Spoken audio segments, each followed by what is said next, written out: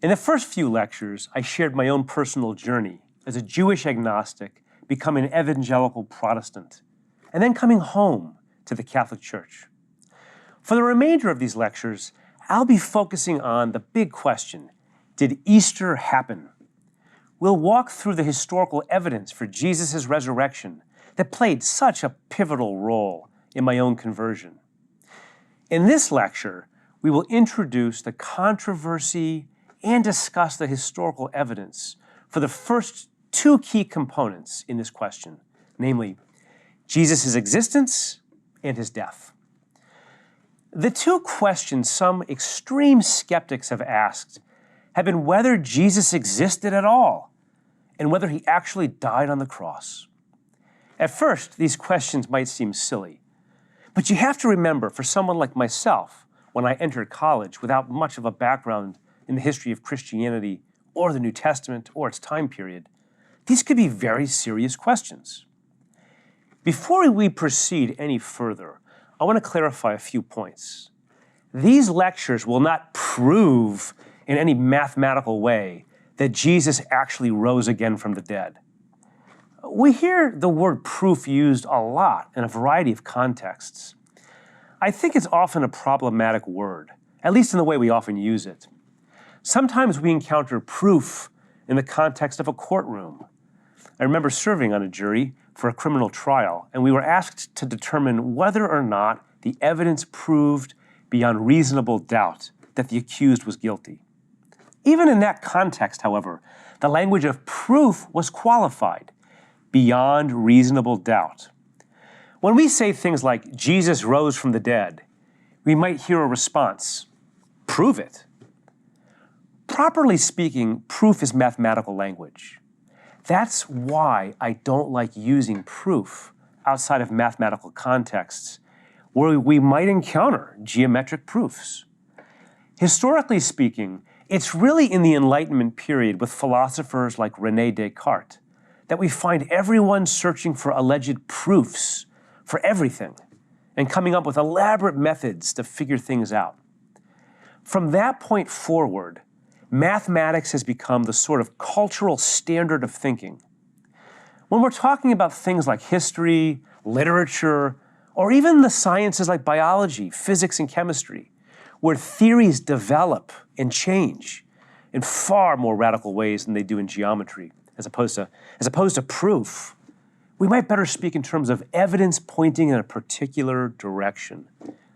What I hope to do in the rest of these lectures is not so much prove Jesus' resurrection, something that would be impossible by its very nature, but rather show that the historical evidence points in favor of Jesus' resurrection.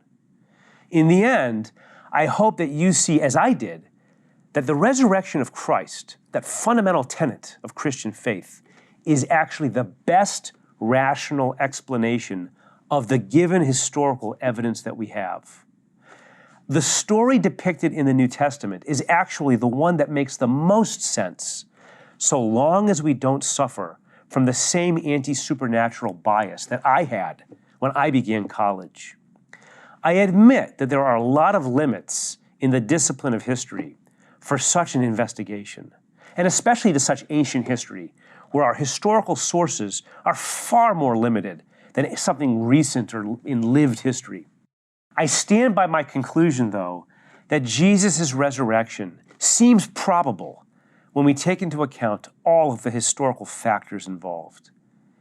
We should bear in mind, however, that the actual event of the resurrection, the moment when Jesus' dead body came back to life, is not actually recorded as having been witnessed in the Bible.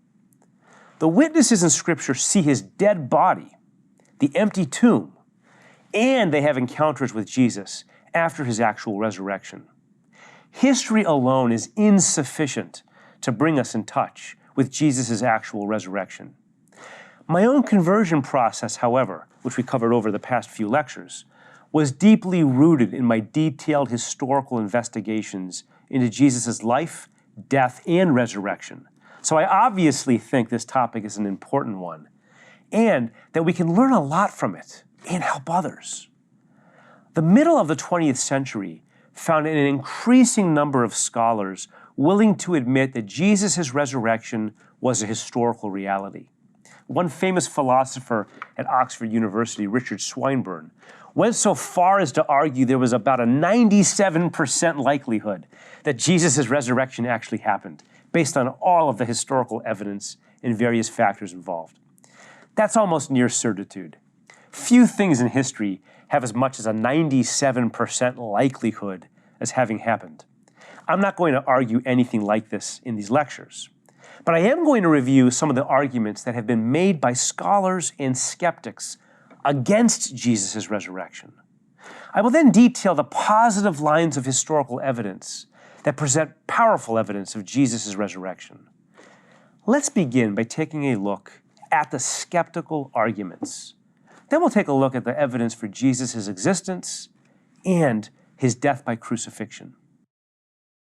There have been quite a variety of skeptical arguments leveled against Jesus' resurrection from over the past 100 years. I'll address the historical evidence against these skeptics in later lectures. Very few of even the most skeptical scholars now hold to these older views, precisely because of the sort of historical evidence I'll be explaining in these next few lectures. Sometimes these arguments are recycled by people in more popular contexts. So you may encounter some of them in social settings or family gatherings, but they're less likely to be used by scholars. In my own journey of conversion, I explored each of these skeptical arguments as if they were real possibilities. I just didn't know any better. So we'll cover them in turn, and hopefully by the end of these lectures, you'll see, as I did, how none of them make any sense. Only the resurrection adequately explains what happened to Jesus.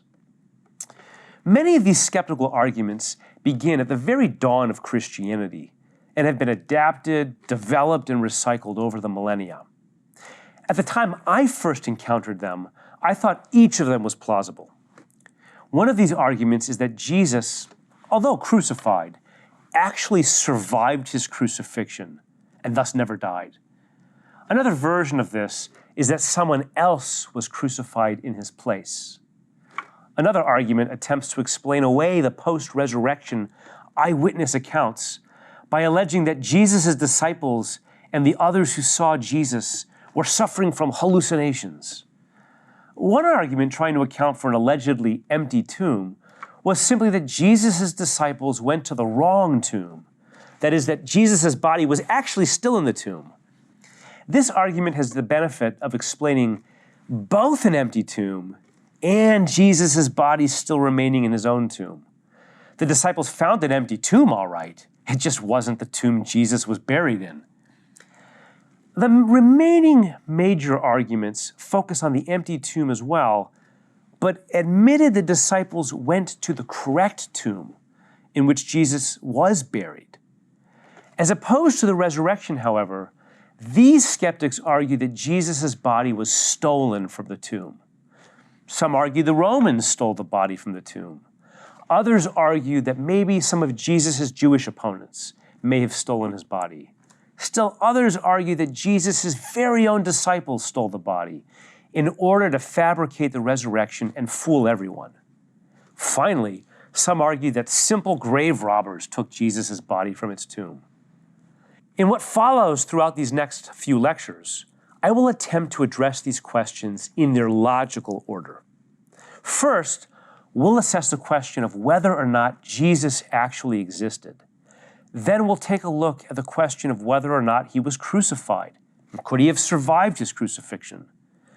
That's where we'll end in this lecture. In the next few lectures, we'll address the question of whether or not Jesus was actually buried. This was not one of the early skeptical arguments, but rather a more recent skeptical argument that is much more common to find among skeptical scholars today. We'll also address the question of whether or not hallucinations could account for the post-resurrection eyewitness appearances. We'll look at whether or not the disciples went to the correct tomb and whether or not Jesus' actual tomb was empty. Finally, we'll take a look at the various suggestions put forward that someone may have stolen Jesus' body, whether it's disciples, the Romans, members of the Jewish opposition, or grave robbers. We won't bother covering every single nuance of each of the skeptical charges, but we'll look at the strongest and most common arguments. The reality is that there are almost no ancient historians who seriously doubt whether Jesus existed or not. And they are almost all united in conceding the historical fact that Jesus was crucified by Pontius Pilate under the reign of Tiberius. Even the most skeptical scholars are typically willing to concede these historical facts. A number of these skeptical scholars would go so far as to say that Jesus' crucifixion is one of the most certain facts of ancient history. One of the best examples of this is John Dominic Crossan, who was a longtime member of the famous Jesus Seminar. Crossan argued that Jesus' dead body was probably eaten by dogs, so he denied a physical resurrection. But this is what Crossan had to say about Jesus' crucifixion. Quote, "That he was crucified is as sure as anything historical can be, since both Josephus and Tacitus agreed with the Christian accounts on at least that basic fact."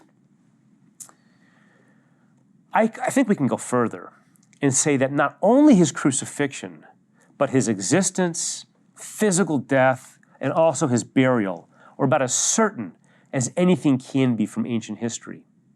We will discuss Jesus' burial in more detail in a later lecture. For now, let's turn to Jesus' crucifixion. Most scholars agree that the fundamental components of the Passion narratives in the four Gospels originated very early, close to the actual events themselves, and in Jerusalem, where everything occurred. This is significant because scholars do debate the historical accuracy of some of the various trials the Gospels contain. Despite the many debates, scholars are almost completely united in maintaining that Jesus was actually tried by Pontius Pilate and that the Romans executed him by crucifixion.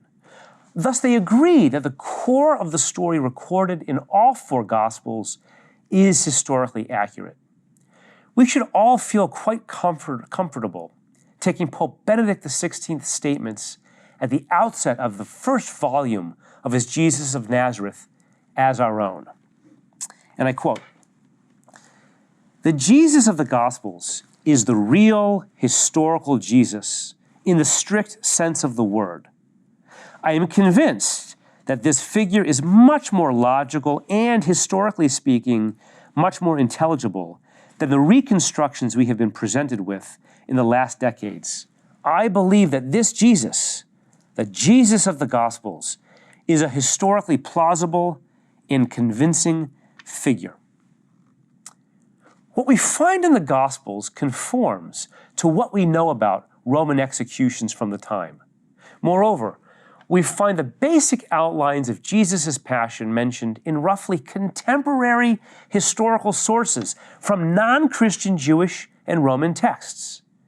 The ancient historian Edwin Yamauchi, who was one of my undergraduate professors, had the following comments to say about the evidence for Jesus in non-Christian sources.